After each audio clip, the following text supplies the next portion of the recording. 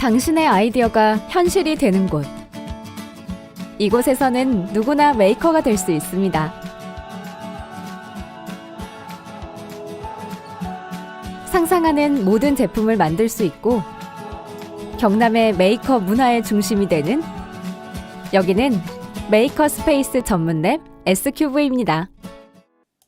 네, 안녕하십니까. 오늘 이 시간은 2030 그리고 4050을 위한 예비 창업자를 위한 창업의 이해라는 제목으로 과연 창업의 개념이 뭘까 또는 창업이 얼마나 어려운지를 통해서 창업에 대해서 좀 쉽게 다가가는 어떤 그런 과정을 설명을 하도록 하겠습니다. 예, 저는 기령우라고 합니다. 자, 일단 오늘 함께 생각할 주제들에 대해서 먼저 말씀을 조금 드리겠습니다. 우리가 지금 여러분들도 알고 있다시피 참 처해 있는 현실이나 이런 것들이 상당히 조금 냉엄하고 좀 많이 힘든 그런 상황에 처해 있습니다. 따라서 우리 예비 창업자 분들께서는 이러한 현실에 대해서 그냥 단순하게 어렵다, 심각하다 이런 생각보다는 자기 자신에 대한 것을 포함해서 어떤 현실에 대해서 좀 냉정한 진단과 분석이 좀 필요하지 않을까 하는 생각을 가지고 있습니다. 그리고 우리가 어떻게 하면 잘 살아갈 수 있을까에 대한 고민도 조금 물론 필요할 것 같고요.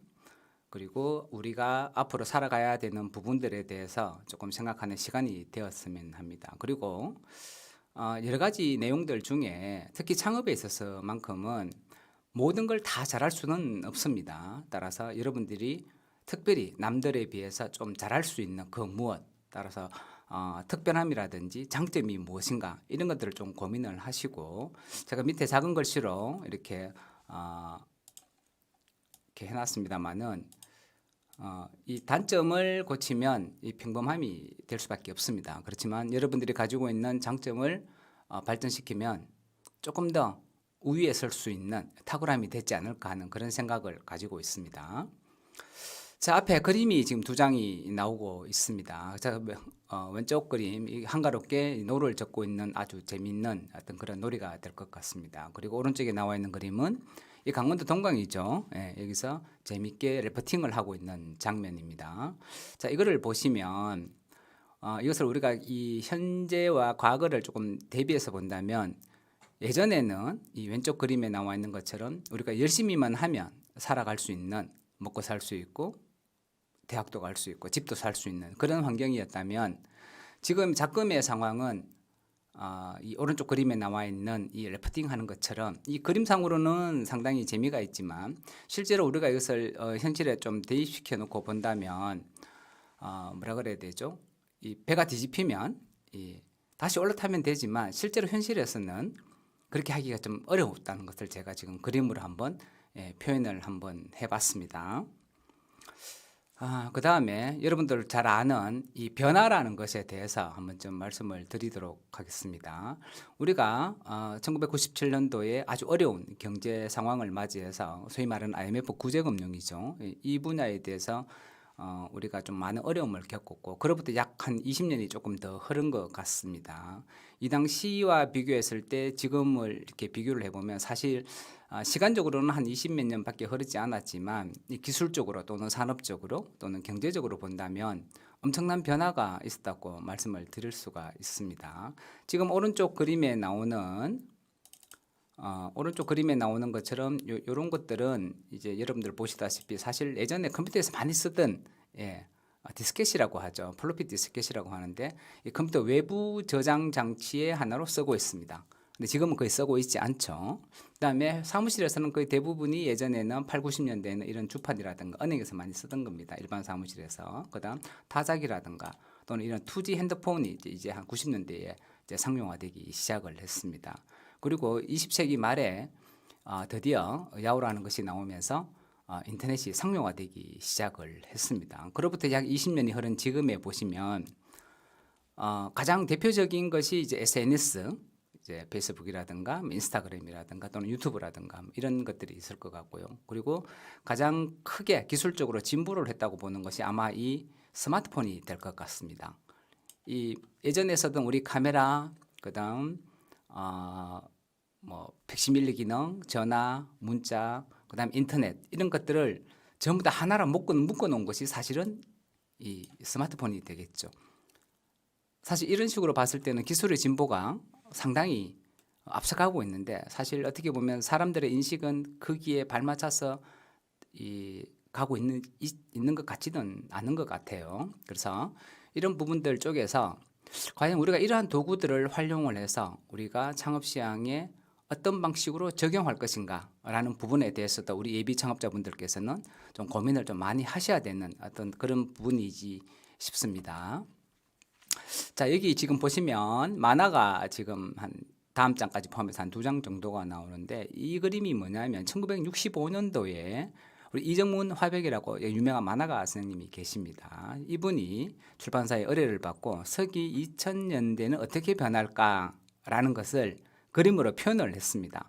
이 그림을 보시게 되면 수학여행을 달나라로 가고 그다음에 도로가 움직이고 자동차가 전기로 움직이고 그다음에 태양열을 이용해서 집에 난방을 하고 뭐 이런 부분들이 많이 나와 있습니다. 이 1965년도에 처음에 이러한 내용이 나왔을 때는 과연 저것이 될까라는 상상 속의 일들로만 생각을 했었는데 지금 여러분들 주변을 한번 자세하게 한번 보시죠. 이미 우리나라는 2008년도에 우주인 이소연 씨가 우주를 다녀왔습니다. 그리고 여러분들 각 가정에 거의 대부분의 가정에 로봇 청소기가 한 대씩은 있을 것입니다. 그다음에 아직 현실화가 100% 되지는 않았지만 원격 진료도 지금 가능해졌습니다. 기술적으로는. 그리고 24시간 TV가 나오고 있습니다. 그리고 EBS를 통해서 인터넷 강의를 하고 있습니다. 그다음에 태양열을 이용한 집은 이미 상용화가 된 지 오래입니다. 그다음에 전기자동차, 그다음 무빙워커, 그다음에 우리가 꿈에서만 보던 화상통화, 이 모든 것들이 지금은 다 현실화가 되어 있습니다. 불과 몇십 년 만에 엄청난 기술적인 진보가 이루어졌다고 볼 수 있습니다. 자, 그렇다면 앞으로의 세상은 어떻게 변해 갈 것인가 라는 부분들에 대해서 우리 창업자분들은 조금 고민을 하셔야 되는 부분일 거고, 그리고 여러분들이 만약에 창업을 하신다면 내가 가지고 있는 이러한 아이템이 기술적인 트렌드와 사람들의 생각을 어느 정도 충족시켜 줄 수 있을 것인가에 대한 진지한 어떤 그런 고민이 필요하지 않겠나는 생각을 가지고 있습니다. 자, 이제 지금부터는 창업이 어떤 식으로 개념을 변화시켜 왔는지, 그리고 이런 정부나 사회의 지원이 왜 필요한지에 대해서 간단하게 말씀을 드리도록 하겠습니다. 일단 우선 자료를 잠깐 보겠습니다. 지금 여기 표에 보시면 이 미국의 예가 지금 나와 있습니다. 창업에 의한 미국 경제 발전이라는 어떤 통계 자료를 보면 1980년 이후에 약 3,400만 개의 새로운 일자리가 생겼습니다.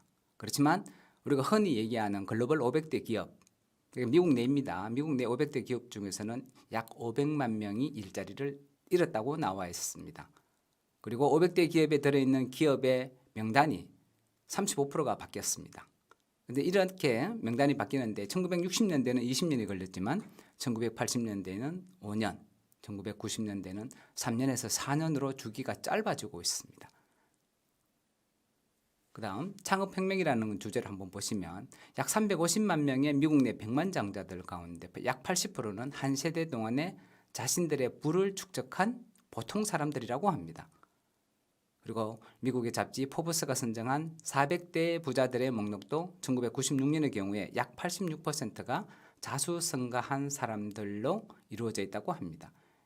이것을 달리 얘기하면 창업이라는 것은 종교와 성별 또는 피부색, 사회계급, 국적 등과 아무런 관계없이 자신의 재능과 또는 창업에 대한 예지력 그리고 실행력만으로 보상받을 수 있는 그러한 어떻게 보면 신분 상승을 할 수 있는 사다리로서 역할을 하고 있다. 이렇게 얘기를 드릴 수가 있습니다.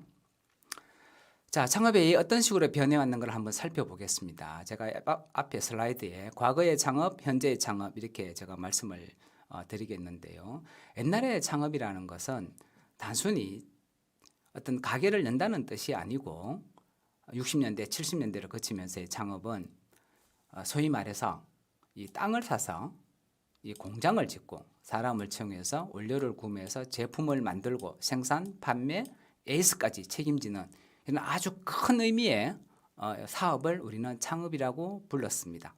그렇지만 지금 현재의 창업은 그 개념이 어떻게 변했을까를 본다면 우리가 앞장에서 보았던 이 인터넷이 상용화된 시기가 1990년도 90년대 말 정도로 지금 얘기를 하고 있습니다. 이러한 인터넷이 등장함으로 해서 사람들은 자신의 좋은 아이디어가 있다면 이러한 이 인터넷이라는 도구를 활용해서 내가 사업적으로 성공할 수 있구나라는 개념으로 바뀌어버렸습니다.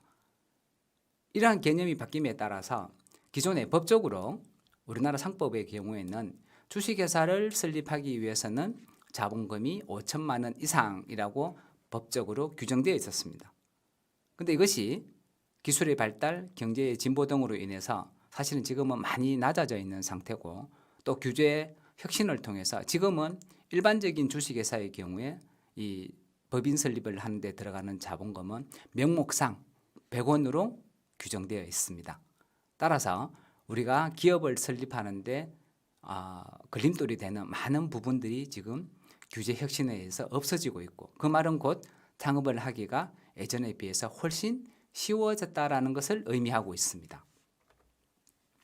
자, 잠깐 우리가 창업을 하기 전에 우리가 왜 창업을 하는가에 대해서 알아보는 것도 중요하지만 여러분들이 가지고 있는 아이템을 조금 더 활성화시키고 내가 시장에 나가서 어떤 좋은 성과를 내기 위해서는 내 주변이 어떻게 되어 있는가 또는 경제적인 부분은 어떻게 되어 있는가에 대해서 알아보는 것도 되게 중요하겠죠. 그래서 이런 부분들에 대해서 통계를 이용해서 잠깐 살펴보도록 하겠습니다.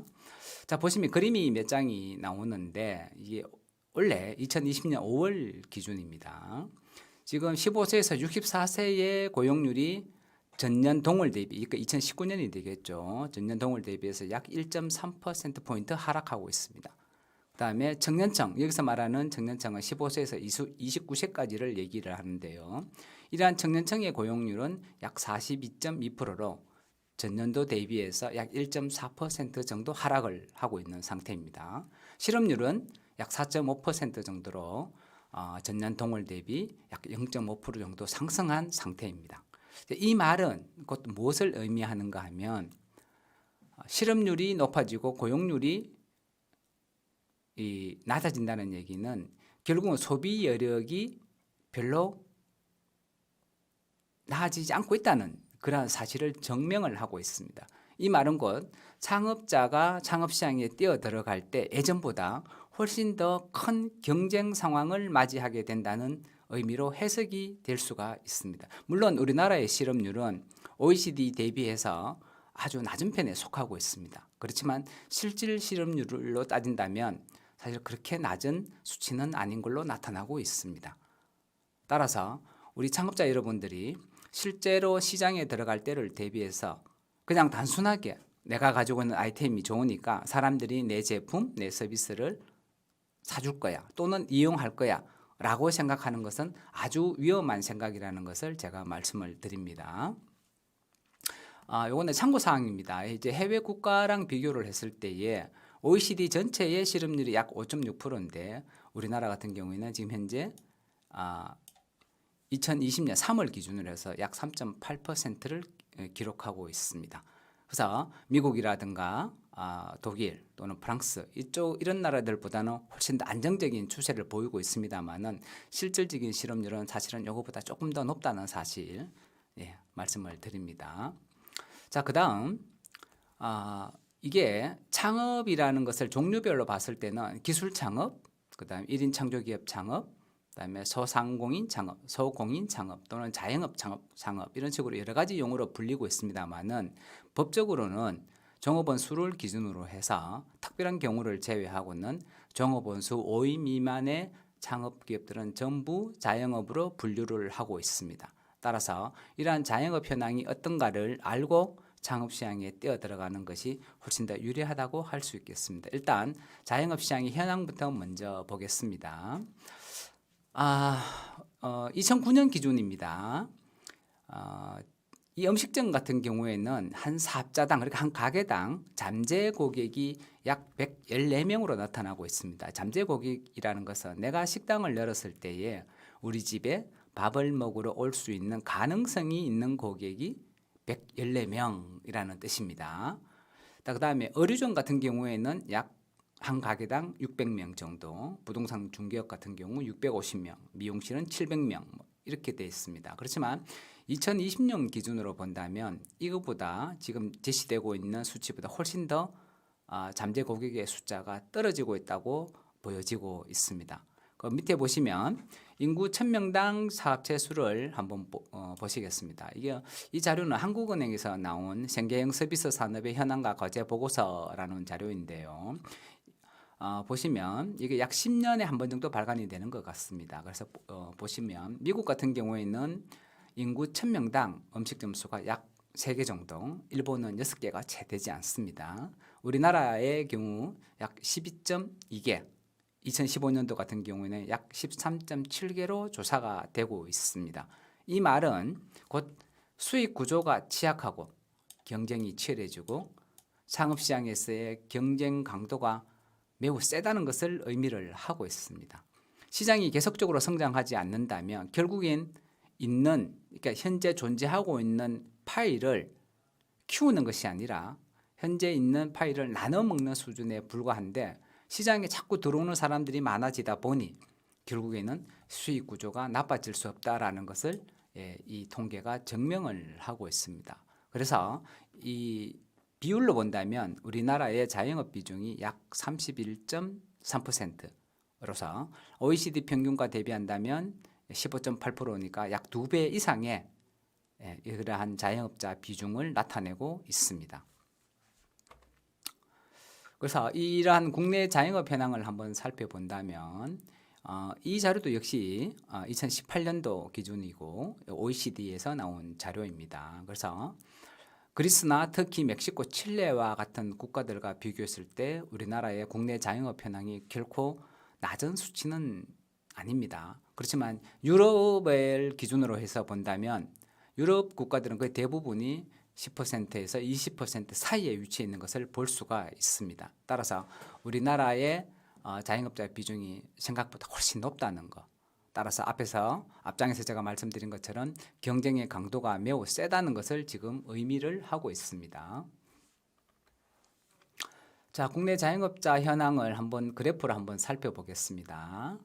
2010년부터 시작했을 때에 쭉 보시면 지속적으로 자영업자 수가 증가를 하고 있습니다. 그런데 이러한 자영업자들이 창업 후에 몇 년을 버틸 수 있는가를 조사를 해보니 약 3년 후에 약 55% 정도가 폐업을 한다라고 나와 있습니다.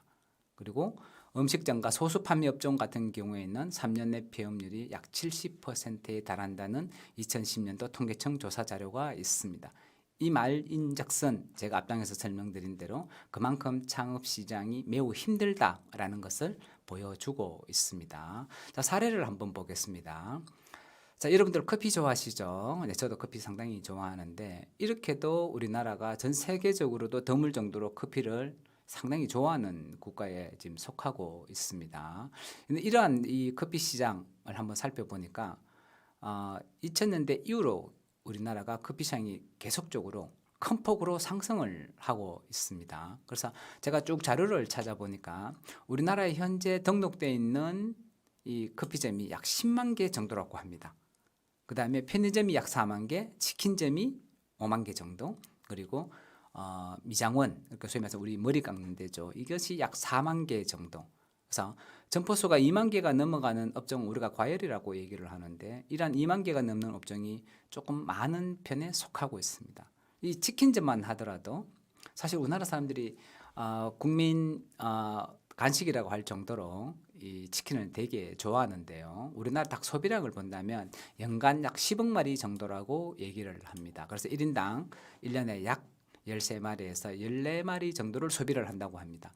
이렇게도 많이 먹는데도 불구하고 우리가 치킨점 창업이 그렇게 돈을 많이 벌지 못한다는 사실은 아래에 있다시피 치킨점이 5만 개가 넘어가다 보니 한 업소에서 벌어들일 수 있는 총량이 그렇게 많지 않다라는 것을 보여주고 있습니다. 그래서 우리는 이런 것들을 내수 시장이 포화되어 있다라는 용어를 사용을 하고 있습니다.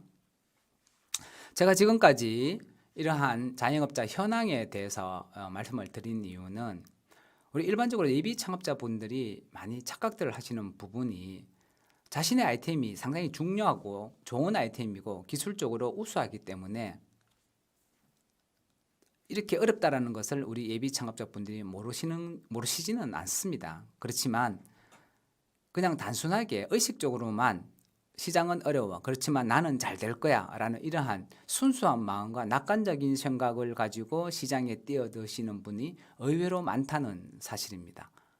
따라서 지금부터 창업을 준비하시는 여러분들 입장에서는 그냥 단순한 창업이 아닌 말 그대로 창의적이고 창조적인 이 소비자에게 직접적으로 가치를 줄 수 있는 창업이 중요하다는 것을 인식할 필요성이 있을 것 같습니다. 그리고 단순 생계형 창업이 아닌 우리 예비 창업자분들이 잘할 수 있는 분야, 그리고 자신의 경력과 노하우 그리고 지식을 활용한 창업이 의외로 창업시장에서 먹힐 수 있다는 사실, 그리고 또한 창업하기 전에 기본적인 교육과 그 업종에 대한 경험은 필수적으로 조금 갖춰주시는 게 좋지 않을까라는 생각을 가지고 있습니다. 그리고 지금 IT, 기계, 정보, 서비스 이러한 것들이 현재의 트렌드라고 한다면 이러한 트렌드와의 융합을 어떤 방식으로 할 것인가에 대한 것이 상당히 중요한 요소로 떠오르고 있습니다. 그래서 이러한 부분들에 대해서 우리 창업자분들이 관심을 좀 기울이신다면 앞에서 얘기한 창업시장이 어려울지라도 충분히 이겨낼 수 있지 않을까 하는 생각을 가지고 있습니다. 자, 자영업시장과 계속 이 시장에 대해서 말씀을 드리고 있는데 제가 이런 말씀을 드리는 이유는 다른 것이 아니라 현재 정부에서 많은 청년 창업, 중장년 창업 쪽에 대해서 지원을 많이 해주고 있습니다. 그런데 우리나라 스타트업 모델의 약 90% 이상이 소상공인이나 자영업 시장과 연계되어 있는 그러한 아이템들이 그 대부분입니다. 따라서 방위산업이라든가 또는 반도체라든가 이런 핵심 기술 분야가 아닌 일반적인 그런 창업 아이템이라면 제가 앞에서 말씀드린 이러한 자영업 시장을 포함한 경제 전반의 흐름과 현황, 트렌드에 대한 이해가 조금 필요할 것 같고요. 그리고 자신의 창업 아이템에 대해서 내가 돈을 어떤 구조로 벌 수 있을지에 대한 비즈니스 모델을 어떻게 설계를 할까, 이런 부분들에 대한 이해, 그리고 사업에 대한 타당성 분석을 통해서 실패하지 않는, 성공하는 창업이 아닌 실패하지 않는 창업이 중요하다라고 말씀을 드립니다. 타당성 분석이라는 것은 딴 것은 아니고요. 물론 여러 가지 분석 툴은 있지만 그냥 한마디로 말씀을 드리면 내가 가지고 있는 아이템이 경제적으로 보았을 때 조금 더 우리가 법령적으로 얘기를 한다면 돈을 벌 수 있을지 없을지를 분석하는 것, 이런 것을 우리가 타당성 분석이라고 얘기합니다. 자, 제가 앞에서 창업이 되게 어렵습니다. 그 다음 자영업 시장이 포화가 되어 있는 상태입니다. 경쟁이 치열합니다. 수익 구조가 취약합니다. 이런 말씀을 쭉 드렸습니다. 그럼에도 불구하고 여러분들이 창업을 만약에 기획을 하고 실행을 한다면 어떤 부분에 여러분들이 관심을 가지고 집중해야 될 것인가 라는 부분에 대해서 설명을 드리도록 하겠습니다. 일단 현재 창업시장의 트렌드를 보았을 때 우리가 가지고 있는 자원, 창업 자원이 무한대로 많다면 문제가 되지 않겠지만 대부분의 창업자들은 자금이라든지 조직이라든지 시스템이라든지 또는 유통 경로 설계라든지 이런 부분들에 대해서 실제로 가용할 수 있는 자원이 그렇게 많지는 않습니다. 따라서 내가 가지고 있는 이러한 유한한 자원을 정확한 분석과 인식을 통해서 우리가 무작위적으로 전단을 살포하는 것이 아닌 특정 대상을 주 고객으로 삼아서 어떤 방법을 통해서 공략해야 할 것인가에 대한 고민을 하실 필요가 있겠죠. 따라서 밑에 한 3가지 정도가 나와 있는데 여러분들이 창업을 한다면 과연 내 제품이나 서비스를 집중적으로 이용할 수 있는 고객은 누구인가를 먼저 선정을 해야 될 것입니다. 그리고 내가 만든 제품, 서비스를 고객이 왜 구매하지? 무엇 때문에 구매를 하는가에 대해서 이해를 하시고 그 부분을 집중적으로 파고드시는 게 좋을 것 같습니다. 그리고 이러한 고객들이 요즘 비대면이라는 말을 많이 하는데 이런 고객들이 내가 단순히 가게 문만 열면 올 수 있는 그런 고객인가 아니면 내가 찾아가야 되는 그런 고객인가 이런 부분들에 대해서 고민을 좀 많이 하셔야 될 것 같고요. 이것을 우리가 하나의 식으로 나타낸다면 가치와 가격 과연 둘 중에 무엇을 우리가 비중을 둬야 될 것인가? 가격이 싸다고 요즘 고객들이 제품이나 서비스를 구매할 것인가? 물론 가격이 상당히 중요한 요소기는 하지만 그거보다는 일반적인 소비자들은 지갑을 열 때에 내가 지불하는 가격보다 내가 소유하는 또는 사용하는 또는 이용하는 가치가 더 클 때에 지갑을 연다는 사실입니다. 따라서 둘 중에 어느 것이 정답이다라는 것은 없지만 만약에 여러분들이 창업을 한다면 가격이라는 것보다 내가 고객에게 어떠한 가치를 줘야 할 것인가에 대해서 더 고민하는 것이 훨씬 더 효과적이라는 사실을 말씀드릴 수 있습니다. 자, 앞에서 제가 창업시장 또는 창업의 의미, 자영업시장 이런 부분들에 대해서 제가 사례를 들어서 설명을 드렸고요.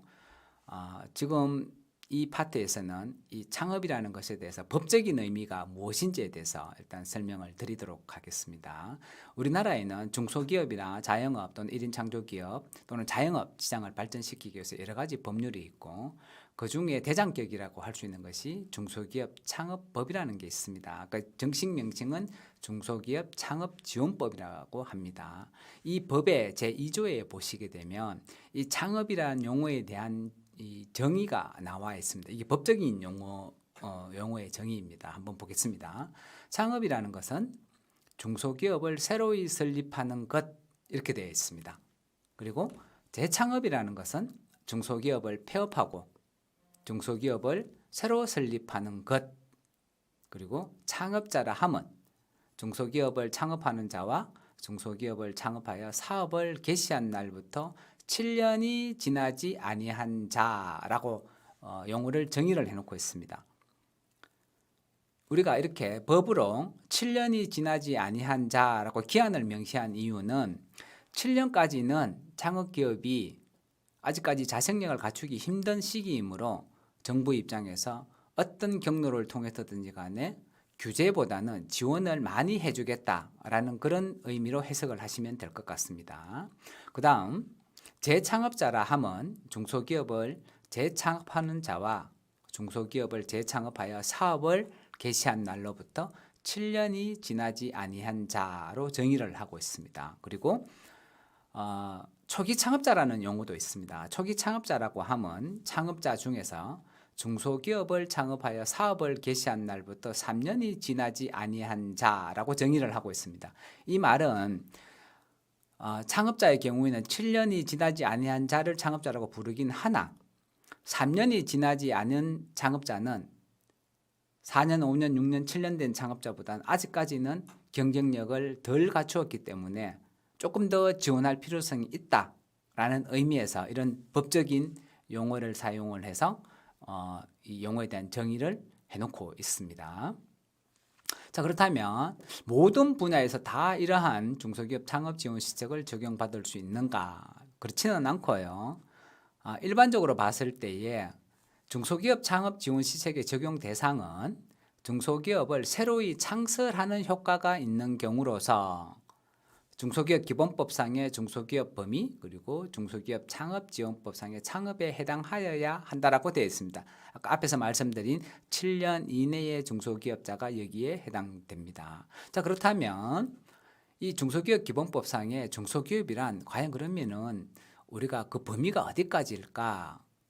라고 본다면 이게 여러 가지 법적인 기준은 있습니다만 통상적으로 보았을 때는 종업원 300명 이하 자본금 80억 이하라고 규정을 하고 있습니다. 물론 업종에 따라서 이 300명 이하 자본금 80억 이하에 해당하지 않는 그러한 중소기업도 있습니다만 통상적으로 적용하는 것은 이 기준을 적용을 하고 있습니다. 자, 그다음 중소기업 창업 지원 대상 업종을 본다면 거의 대부분의 업종에서 중소벤처기업부에서는 이 창업 지원 대상으로 하고 있습니다만 밑에 파란 글씨로 되어 있는 이 부분에 대해서만큼은 중소기업 창업 지원 대상 업종에서 제외하고 있습니다. 그래서 숙박, 음식점, 금융보험, 부동산업, 무도장 같은 경우, 그 다음에 골프장, 스키장, 도박장 안 되겠죠. 이런 부분들에 대해서는 일반 생계형 창업이긴 하지만 또는 아닌 것도 있습니다. 중소기업 창업 지원 대상에서는 빼고 있습니다. 자, 그다음 그렇다면 모든 어떤 창업, 내가 무조건 사업자 등록증만 낸다면 창업을 인정할 것인가? 다 그렇지는 않습니다. 그래서 약 열 몇 개 정도의 이런 사례를 가지고 이것은 규정은 아니고 가이드라인에 좀 속한다고 볼 수 있습니다. 그래서 몇몇 가지를 보시면 무조건적으로 창업이라고 우리가 인정을 해주는 건 아니고요. 조직 변경이냐 창업이냐 또는 형태 변경이냐 또는 위장 창업이냐 법인 전환이냐 사업 이전이냐 또는 창업이냐 이런 부분들에 대해서 아주 세밀하게 이 창업 여부를 정해놓고 있습니다. 그래서 내가 사업자를 하나 더 가지고 있습니다. 내가 사업자를 한 개를 더 내면은 하나를 더 내면 창업으로 인정받을 수 있나요? 이런 문의가 실질적으로 중소벤처기업부에 문의가 많이 올라오고 있습니다. 그렇지만 이러한 가이드라인에 따라서 창업을 인정을 한다는 거 여러분들이 상식적으로 알아둔다면 훨씬 더 도움이 되지 않을까라는 생각을 가지고 있습니다. 자, 앞에서 우리가 창업지원법에 대해서 한번 알아봤는데 다시 한번 정리를 하겠습니다. 우리가 창업이라는 것은 법적으로 사업을 개시한 날로부터 7년이 경과되지 아니한 자, 그리고 창업자가 법인인 경우에는 법인 설립 등기를 기준으로 합니다. 그다음에 창업자가 개인인 경우에는 사업자 등록일을 기준으로 하고 있습니다. 이거는 아주 중요한 사실입니다. 왜냐하면 정부가 지원해주는 여러 가지 창업 지원 사업 중에서 특히 예비 창업 패키지 지원 사업, 그다음 초기 창업 패키지 지원 사업, 도약 패키지 지원 사업 이렇게 정부의 지원 사업은 계단식으로 스텝 바이 스텝으로 되어 있습니다. 이럴 때 그 기준이 되는 날짜가 법인 설립 등기일과 사업자 등록일이라는 거 상식적으로 알아두시면 좋을 것 같습니다. 자, 창업의 준비는 제가 간단하게 말씀을 드리고 혹시 시간이 된다면 나중에 다시 한번 제가 말씀을 드리겠습니다. 일단 일반적인 회사 설립 절차는 개인기업과 법인기업으로 나눌 수 있습니다. 법인은 여기서 주식회사를 얘기를 합니다. 그래서 창업 시 고려사항은 이게 절대적인 것은 아니고요. 이런 것들을 고려하면 좋다라는 것을 제가 말씀을 드립니다. 그래서 제조업 같은 경우에는 내가 아무런 경험이 없는데 단순히 아이디어만 가지고 창업하기에는 상당한 위험도를 가지고 있습니다. 따라서 제조업 같은 경우에는 풍부한 경험이 있다면 훨씬 더 좋겠죠. 이런 부분들에 대해서 제가 작성을 했습니다. 그 다음에 인허가라는 것이 있습니다. 우리가 보통 본다면 보통 허가, 인가, 등록, 신고 뭐 이렇게 돼 있는데 허가라는 것은 원래는 금지하는데 일정한 요건을 갖추었을 때에 정부가 사업을 시작해도 좋겠어라고 허가를 내주는 것을 우리가 허가라는 용어를 사용을 하고 있습니다. 따라서 여러분들이 생각하고 있는 사업이 허가인지 등록인지 신고 업종인지를 면밀히 살펴볼 수 있어야 될 것 같습니다.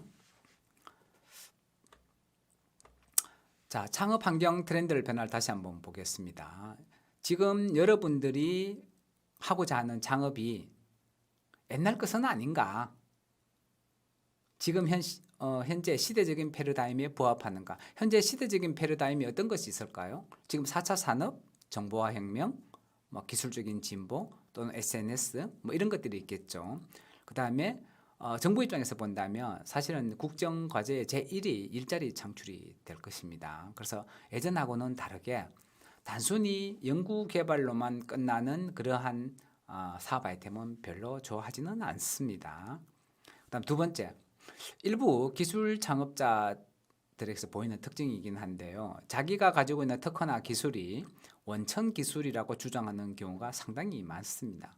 그러나 우리나라에 출원되는 특허를 조사를 해보면 실질적으로 원천 기술이라고 할 수 있는 것은 거의 없습니다. 몇 개 되지 않습니다. 대부분의 기술들은 여기 나와 있다시피 적정 기술, 공백 기술을 메꿔줄 수 있는, 그리고 기존의 연구 성과나 생산 기술과 연계해서 조금 더 편리하게 할 수 있는 소위 말하는 브릿지형 기술인 경우가 거의 대부분이라고 할 수 있습니다.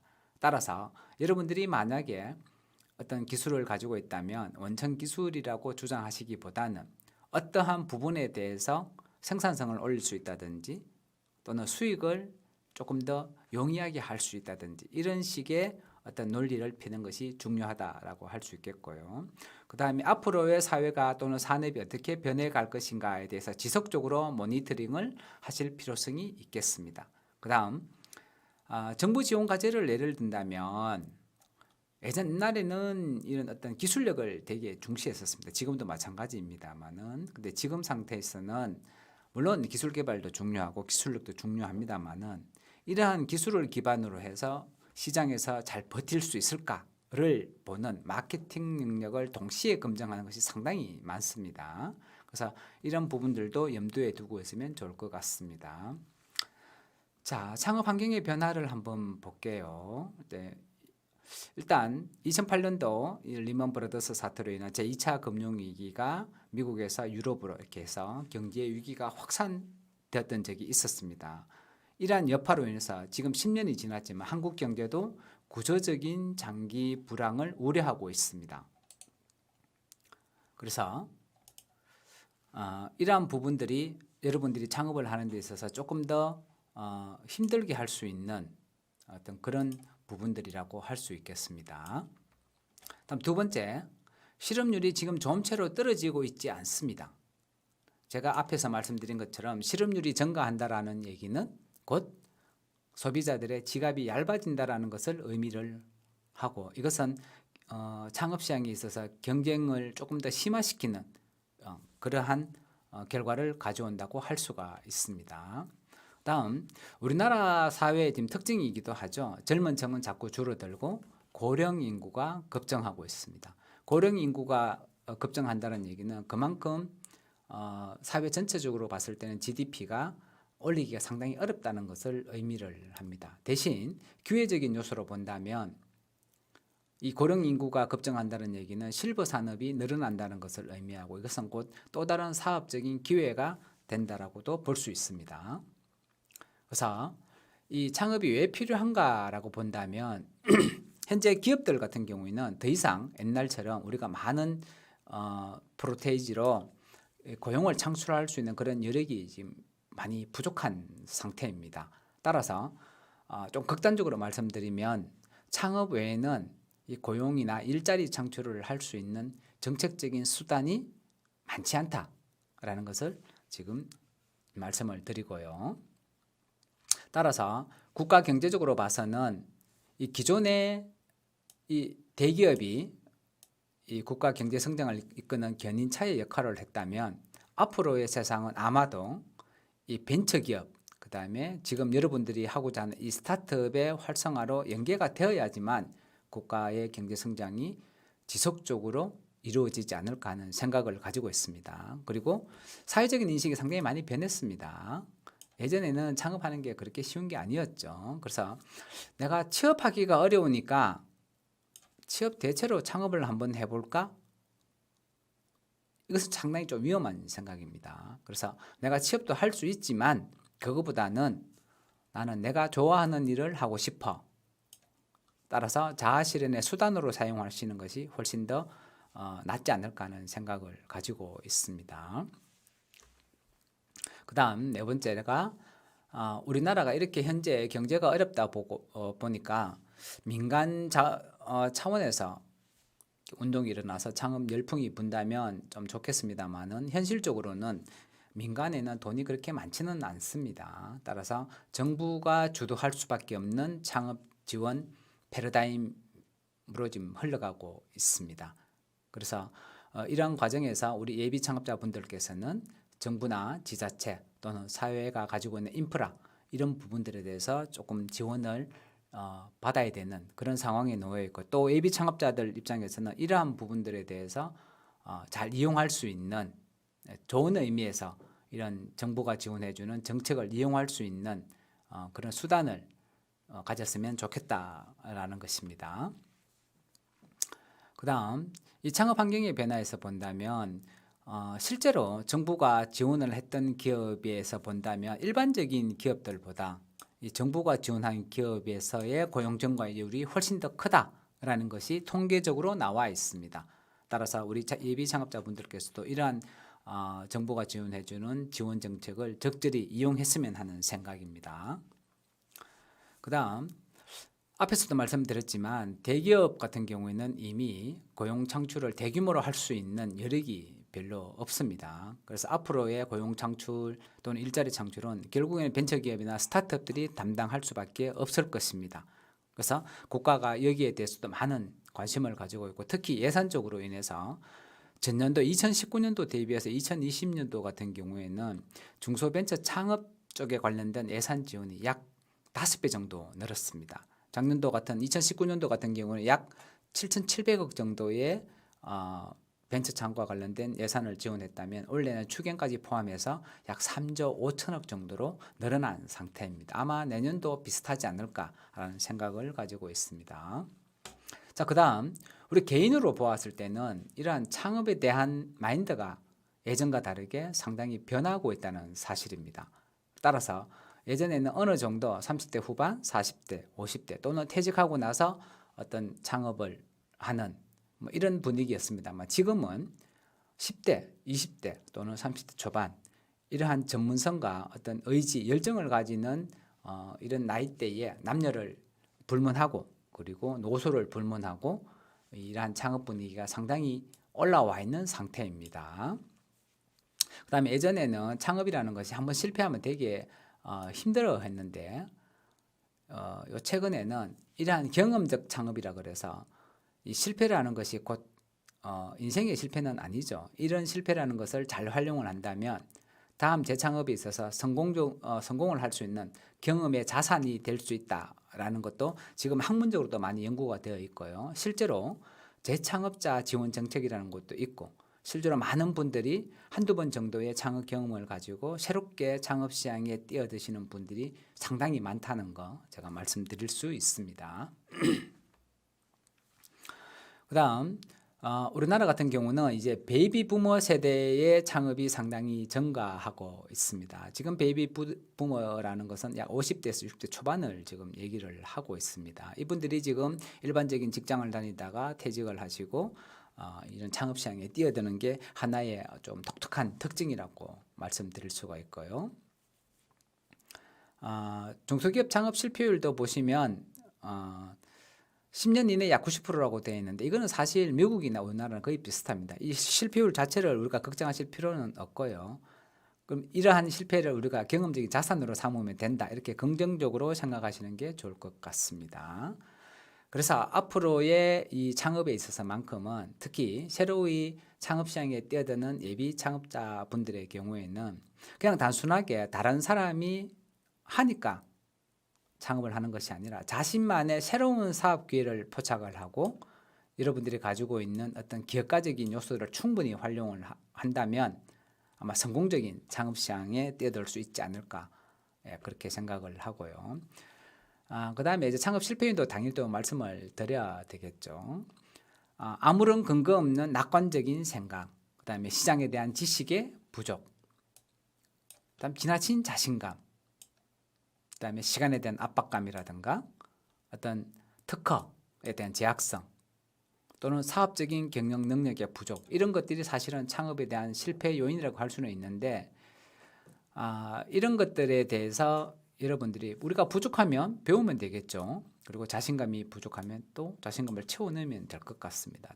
다만 어떤 이 사업의 경영 능력을 부족한 거는 예비 창업자는 당연히 부족합니다. 이런 부분들에 대해서는 창업 교육이라든가 국가가 지원해주는 여러 가지 사업을 통해서 여러분들이 이러한 경영 능력을 보완을 하시면 그렇게 나쁘지 않겠다라는 생각을 가지고 있습니다. 그 다음에 당연한 얘기겠지만 이것을 우리가 창업이라는 것을 생계형으로 생각을 한다면 상당히 좀 피곤하게 될 것입니다. 따라서 물론 생계도 책임을 져야 되겠지만 그것보다는 내 생활에서의 혁신을 가지는 어떤 기업가적인 마인드가 좀 필수이지 않을까 하는 생각을 가지고 있고요. 이러한 혁신이라는 것이 소가죽을 이용해서 혁대를 만들듯이 벨트를 만들듯이 일반적으로 기술 개발에 대한 혁신은 되게 어려운 일이긴 하지만 또는 지식 서비스나 아이디어 같은 경우에는 이 혁신이라는 것이 또 쉽게 또 다가올 수도 있습니다. 그것은 제가 앞에서 설명드린 것처럼 가격이 아닌 가치를 중심으로 고객이 느끼는 불편을 어떤 방식으로 해결해 줄 수 있을 것인가 라는 것을 생각한다면 의외로 쉽게 풀릴 수 있는 제품이나 서비스를 만들 수 있을 것이라고 생각을 합니다. 창업에서 기업가적인 사고는 상당히 좀 필수겠죠. 우리가 예전에는 기업가 정신은 아주 특별한 사람만이 가지는 그런 정신이라고 설명했던 적도 있었긴 했습니다만은 앞에 보시면 이 연대별로 나오고 있습니다. 그래서 7, 80년대에는 소위 말해서 경제 성장 시대입니다. 이때는 하면 된다라는 어떻게 말하면 군인 정신 비슷한 그런 시절이었는데요. 90년대 후반부터는 기술을 기반으로 한 벤처 산업이 도약을 하면서 단순한 하면 된다가 아니라 기술력을 기반으로 한 벤처기업 태동 이렇게 볼 것 같습니다. 그런데 사실 조금 우려되는 부분은 2000년대 접어들면서 이 경제가 좀 어려워지고 사회 구조가 좀 불안정하다 보니 도전보다는 안정을 추구하는 그런 마인드가 조금 늘어났다는 것은 사실은 좀 우려스러운 일이긴 합니다만은 실제로 창업에 있어서 기업가적인 사고는 그래도 여전히 필수적이라고 할 수 있겠습니다. 자, 여러분들이 만약에 창업을 하였습니다. 그렇다면 내가 많은 돈을 들여서 창업을 했는데 그것이 시장에서 먹힐 것이냐 먹히지 않을 것이냐를 어떻게 판단할 수 있을까? 그런 것들을 어떤 우리가 미연에 방지하기 위해서 요즘에는 MVP라는 용어를 많이 사용을 하는데 이것은 뭐 경기의 최우수 선수라는 뜻은 아니고요. 최소 기능을 가지는 제품이라고 해서 내가 양산이나 본격적인 서비스를 전개하기 전에 실제로 내가 생각하고 있는 제품이나 서비스가 소비자의 취향이 맞는지 안 맞는지 또는 시장에서 적용 가능한지 아니한지를 미리 파악해 볼 수 있는 테스트라고 보시면 될 것 같습니다. 그래서 이런 것들을 우리는 워킹 모급 또는 프로토타입 여러 가지 용어로 불리고 있습니다. 그래서 많은 돈을 들이는 것이 아니라 적은 자금을 들여서 내가 실제로 생산 판매하거나 이 서비스하는 부분을 대체적인 윤곽을 가지는 형태로 만들어서 작은 기능, 여기서 말하는 작은 기능은 실질적인 기능이 담기도록 해서 시장에 나가서 이 사업의 성공을 점쳐볼 수 있는 그러한 기능을 가지는 우리가 제품이나 서비스를 우리가 MVP라고 하고 이런 부분들을 통해서 계속적인 수정과 보완을 거쳐서 확신이 있을 때에 정식 제품이나 서비스로 시장에 출시하는 것 이런 것들이 사실은 현대 창업 시장의 트렌드라고 할 수가 있겠습니다. 따라서 우리 예비 창업자분들께서는 단순하게 이런 아이템으로 시장에 나가면 좋을 거야 라기보다는 내가 생각하고 있는 아이템이 시장에서 먹힐 것인가를 확인하는 작업이 필요하겠죠. 그러한 부분들이 우리가 MVP라는 과정을 통해서 한 번쯤 시장에 대해서 실행하는 과정을 거치는 것이 좋습니다. 이런 과정들은 현대 지금의 창업 트렌드 모든 창업 교육기관에서 거의 대부분 이 교육 시간은 이런 부분에 많이 할애를 하고 있습니다. 따라서 정부 지원 정책을 통해서 무상으로 교육을 받으신다든지 상담을 받으신다든지 하시면 실패에 대한 두려움을 조금 제거할 수 있고 실질적으로 내 제품이나 또는 서비스 또는 이 아이디어가 시장에서 먹힐 수 있을지 없을지를 판단할 수 있는 어떤 그런 과정이 되지 않을까 생각을 합니다. 그 다음에 이 변화하는 정책에 대해서 요즘 경제가 워낙 어렵다 보니까 사실 정부 입장에서는 많은 지원을 해주고 있습니다. 많이 지원을 해준다고 해서 그 지원 정책이 나랑 다 맞는가?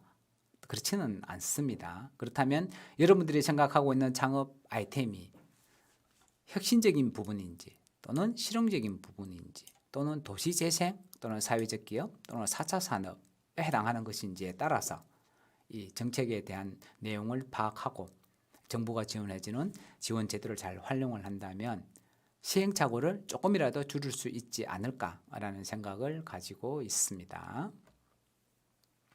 자, 창업과 린 매뉴팩처링이라고 하는데 제가 앞부분에서 MVP라는 용어를 사용을 했습니다. 이 MVP 용어랑 거의 비슷한 내용인데요. 이 린 매뉴팩처링이라는 것이 무엇인가를 한번 보겠습니다. 자, 최소한의 서비스만 제공 이후에 시장 반응을 체크해서 본격적으로 운영하는 사업 방식을 우리가 린 매뉴팩처링이라고 합니다. 따라서 제조업 같은 경우에는 짧은 시간 동안에 양산품을 만드는 것이 아니라 이 기능이 가능한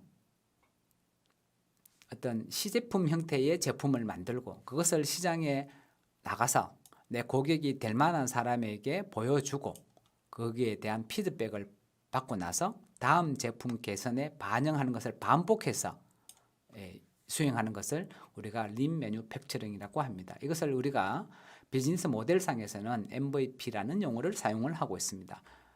그 사례를 한번 보겠습니다. 예전에는 우리나라에서 의류 시장으로는 가장 큰 시장이 동대문 시장입니다. 예전에는 동대문 시장에서 보통 한 계절을 앞서간다고 하죠. 의류를 만든다면 가을 옷을 이미 여름이나 늦봄쯤에 이렇게 만들고 있습니다. 근데 지금은 어떤 식으로 하는가 하면 디자인 선택과 결정을 하는 것부터 시작해서 본품을 생산하기까지 약 2주 안에 지금 다 끝내고 있습니다. 따라서 계절을 앞서간다는 말이 틀린 말은 아니지만 우리가 예전에 생각했던 2달, 석 달 정도의 어떤 그런 긴 제작 과정을 거치는 것이 아닌 소비자 트렌드에 맞춘 이 빠른 시간에 만들고 결정하는 이렇게 지금 제조 시스템이 바뀌어가고 있다는 거. 이게 지금 의류 쪽만 그런 것이 아니고요. 제조나 생산이나 또는 지식 서비스 IT 또는 포털 또는 어떤 플랫폼 사업 전부 다 지금 현재 이런 식으로 변해가고 있습니다.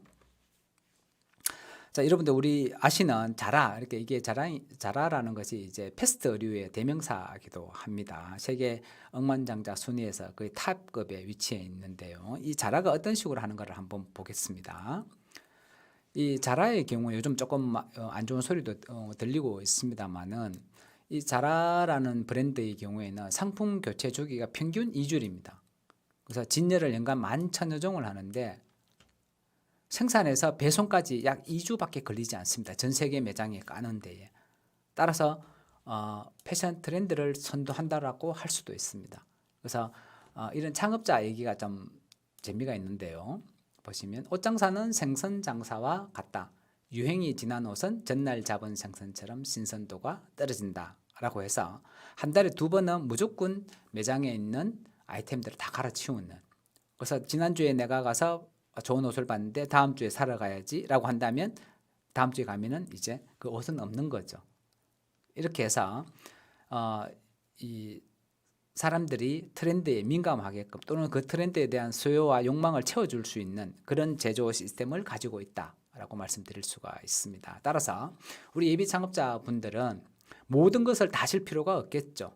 디자인, 하드웨어, 소프트웨어 개발, 제조, 생산, 영업, 기획 이런 이 창업에 관련된 전반적인 부분에서 어느 하나만 잘하신다면 나머지는 여러분들이 정부 지원 정책 또는 팀원들을 이용을 해서 또는 네트워킹을 이용해서 충분히 처리가 가능하다라고 생각하시면 될 것 같습니다.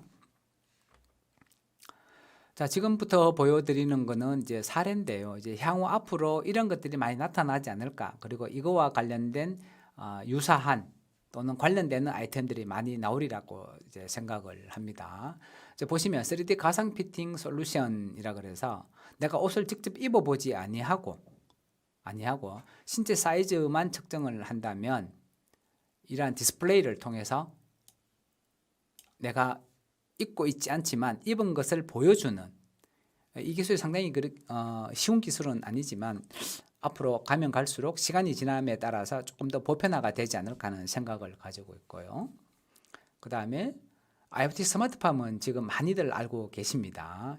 또 실제로 아직은 경제성을 확보하기가 좀 어렵습니다만 앞으로 향후 5년, 10년 뒤쯤 가면 아마 이러한 IoT 스마트팜이 많이 진전이 되리라고 보여지고 있고 또 이런 쪽에 대해서 수많은 창업 기회가 있지 않을까라는 생각을 하고 있습니다. 다음 자동차 역시 요즘 자율주행차라는 용어를 많이들 들어보셨을 겁니다. 특히 통신의 발달로 인해서 특히 5G나 이런 어떤 통신 기술의 발달로 인해서 이런 자율주행과 관련된 산업이 크게 성장을 하고 있습니다. 또 이거와 관련된 여러 가지 관련된 기술들, 그다음 액세서리들 뭐 이런 부분들이 창업 아이템으로 해서 현재 시장에 계속적으로 쏟아져 나오고 있는 상태입니다.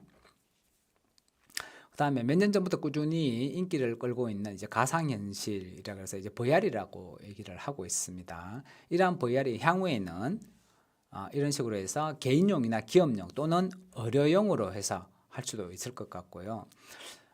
요즘 이제 서울이나 대구, 부산, 광주에도 이렇게 보니까 하나씩 생기는 것 같은데 스크린 골프 외에 스크린 야구라 그래서 스크린에서 날아오는 공을 직접적으로 야구 방망이로 치는 방식, 이 방식도 지금 요즘 조금씩 늘어나고 있는 것 같습니다.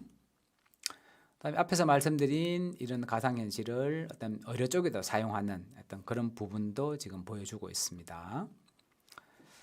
자, 그다음 여러분 우리 예비 창업자 분들께서 보실 때에 과연 내가 가지고 있는 아이템이 꼭 시대의 트렌드에 맞는 혁신적인 것이어야만이 창업 시장에 뛰어들 수 있을 것인가? 딱히 그렇지는 않고요. 모든 것이 다 훌륭한 창업 아이템이 될 수도 있습니다. 따라서 지나간 것도 훌륭한 창업 아이템이 될 수 있다라는 것을 사례를 한번 보겠습니다.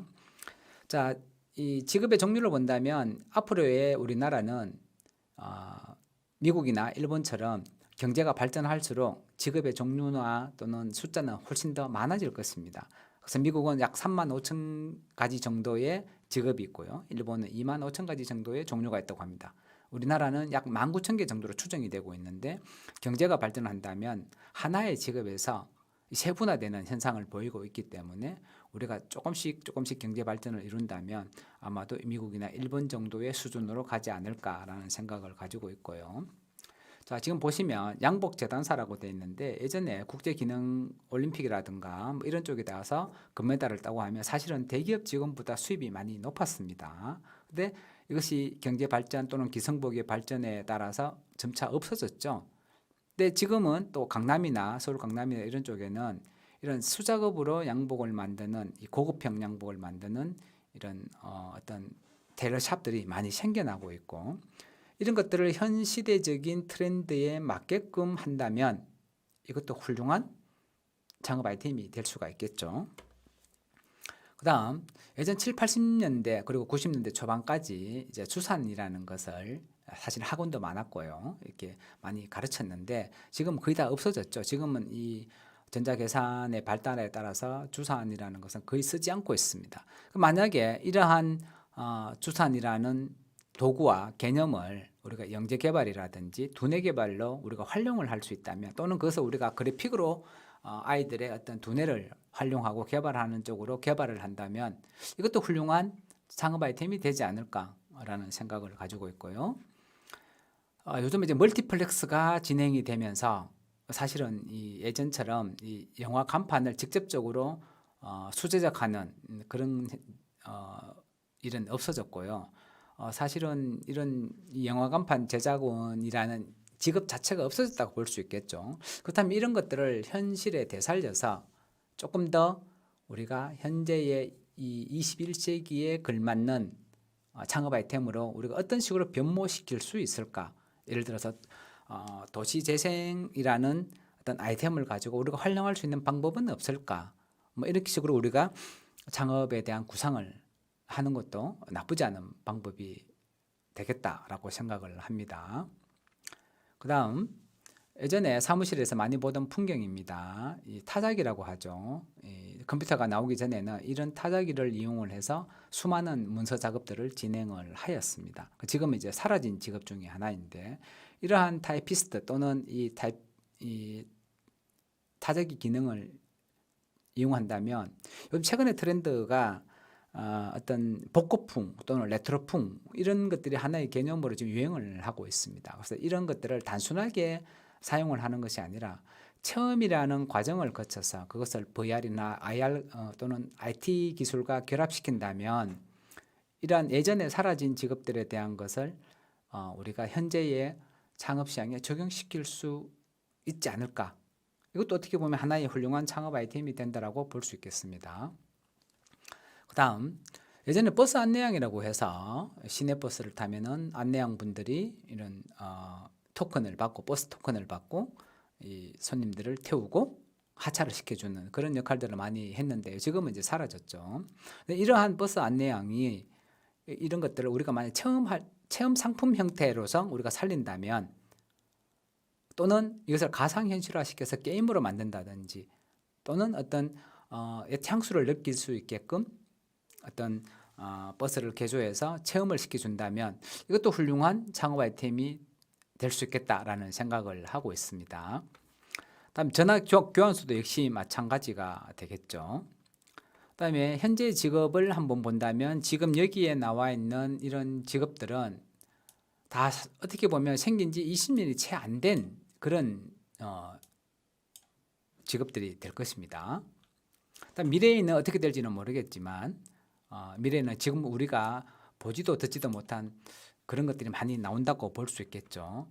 제가 이런 것들을 보여드리는 이유는 창업 아이템이라는 것이 단순히 기술적인 진보만을 의미하지는 않는다는 사실을 말씀드리고자 하는 것입니다. 그래서 앞에서 보여드렸던 이런 것들도 우리가 어떻게 변형시키느냐에 따라서 훌륭한 창업 아이템이 될 수도 있다라는 것을 제가 말씀을 드리고자 설명을 드렸습니다. 자, 그 다음 실패하지 않는 틈새 시장에 어떻게 들어갈까를 잠깐 살펴보겠습니다. 그냥 간단하게 말씀드리면 지금 여러분들이 가지고 있는 기술적인 기반이 기존 기술 대비해서 혁신적인가 또는 서비스가 기존 기술에 대비해서 소비자가 느끼는 어떤 불편을 해소시킬 수 있는 그런 서비스인가 이런 부분들이 좀 필요할 것 같고요. 그 다음에 내가 만약에 기술이 없더라도 그렇다면은 경쟁력이나 마케팅을 우리가 잘할 수 있을까? 대한 고민이 좀 필요할 것 같습니다. 그 다음 기존 시장이 아닌 신시장 창출 능력을 내가 어떤 식으로 구비를 할 수 있을까? 또는 많은 예비 창업자들이 이 주력 시장, 메인 시장에 들어가려고 하는데 사실 특정한 아이템이 아니라면 거의 대부분 99.9% 이상의 창업 아이템은 이 니치 마켓이라고 그러죠. 틈새 시장에 들어갈 수밖에 없는 그런 어떤 아이템일 수밖에 없습니다. 아이템 자체가 틈새 시장용이 아니라 예비 창업자가 가지고 있는 자원이 한정되어 있기 때문에 우선은 틈새 시장에 들어갈 수밖에 없는 그런 상황입니다.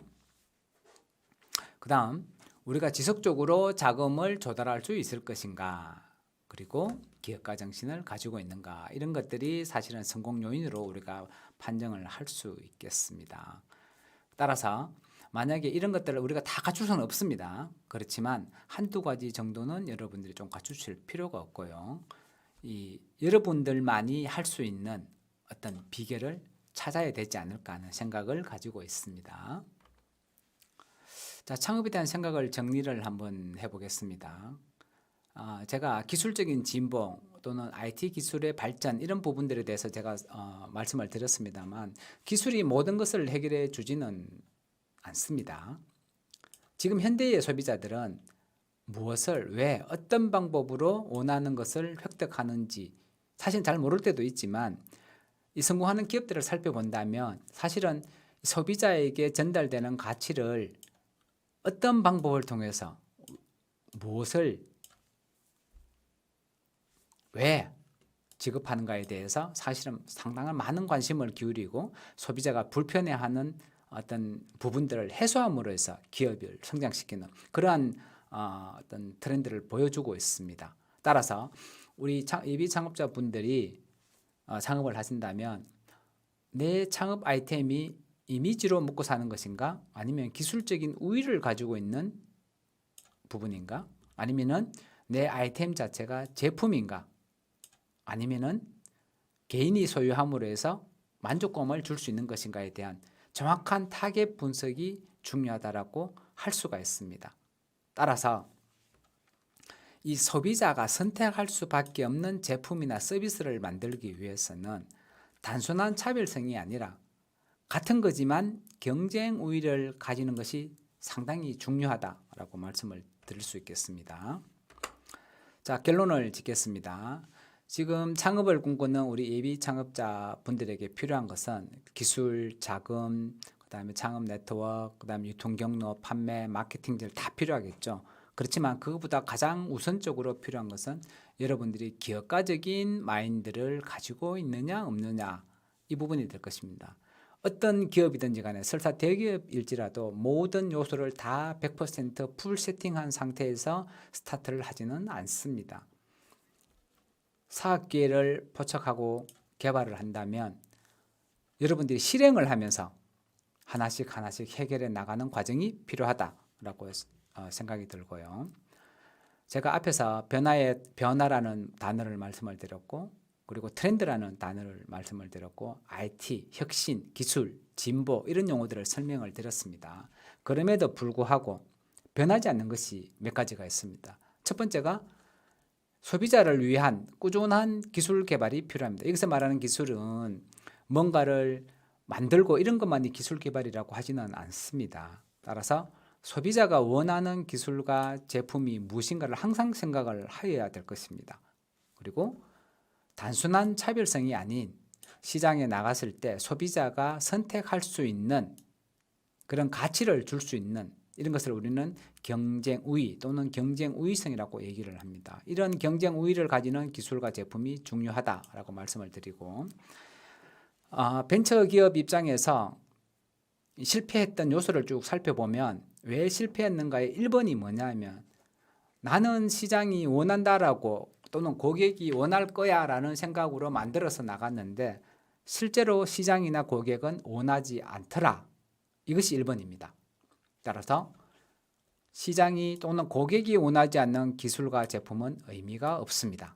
우리 예비 창업자분들이 시장에 접근하실 때는 과연 내가 만든 기술, 제품, 서비스가 소비자들이 또는 고객이 우리 거를 이용할 수 있을까? 이용할 수 있다면 얼마나 이용할 수 있을까? 이런 부분들에 대해서 집중적으로 연구하고 탐색을 하여야 될 것입니다. 그것이 곧 사업의 성공을 보장하는 것이 아닌 사업에 대한 실패를 하지 않는 그런 방법이 될 것입니다. 한 가지만 더 하고 마치도록 하겠습니다. 제가 앞부분에 경쟁 우위, 차별화라는 단어를 말씀을 드렸는데요. 이런 것은 예전과 다르게 예전에는 공급이 부족한 시장이다 보니 만들면 팔리던 시절도 있었습니다. 그렇지만 지금 21세기에서는 공급이 넘쳐나는 시대입니다. 따라서 소비자들 입장에서 저거 별 필요는 없지만 저거 가지고 싶어, 사고 싶어, 이렇게 만드는 것이 중요합니다. 그리고 여러분 먹방 많이 보시잖아요, 그죠? 예. 안 먹어도 되지만 또는 배는 부르지만 보고 있으면 먹고 싶게 만드는 것, 그리고 보는 것이 중요하긴 하지만 남에게 어떻게 보여지는 것이 중요할까, 이게 사실은 요즘 사람들이 되게 중요하게 사용하는 부분입니다. 그 다음 내가 직접 사용할 것은 아닙니다.